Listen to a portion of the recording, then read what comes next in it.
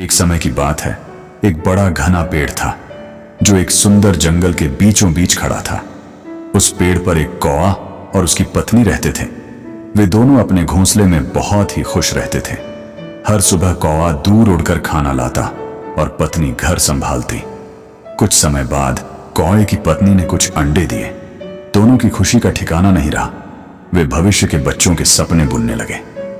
कौवा, अब हमारा परिवार पूरा होगा। हम अपने बच्चों को उड़ना सिखाएंगे, पेड़ से पेड़ घूमेंगे।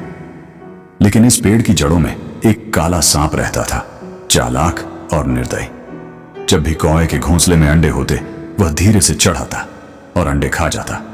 कौवा और उसकी पत्नी जब लौटते तो अंडे गायब होते। वे दोनों बेहद दुखी हो जाते। कौवा ने आंखों में आंसू लिए, हमारे बच्चे फिर नहीं बच पाए। कई बार ऐसा हुआ। कौवा बहुत दुखी हुआ। वो जंगल के अपने पुराने मित्र एक चालाक सियार से सलाह लेने गया। सियार मित्र, तुम्हारा दुख समझ सकता हूं, लेकिन अब समय है उस सांप को सबक सिखाने का। सियार ने एक योजना बनाई। सियार राजमहल के पास एक तालाब है।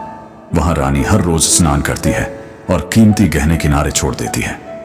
तुम वहां से एक हार उठा लाओ और राजा के सिपाहियों को सांप की मांद तक पहुंचा दो।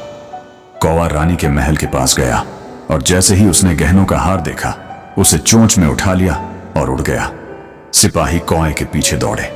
कौवा सीधा उसी पेड़ की तरफ गया जहां सांप रहता था और हार वहीं गिरा दिया। सिपाही जैसे ही हार लेने झुके, सांप ने फुफकार मारी और सिपाहियों ने तुरंत उसे मार डाला। अब पेड़ सुरक्षित हो गया था। कौवा और उसकी पत्नी ने फिर से अंडे दिए। कुछ समय बाद उन अंडों से प्यारे प्यारे बच्चे निकले।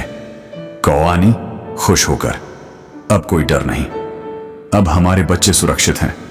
इस कहानी से हमें यह सीखने को मिलता है कि बुद्धि और धैर्य से किसी भी संकट को सुलझाया जा सकता है।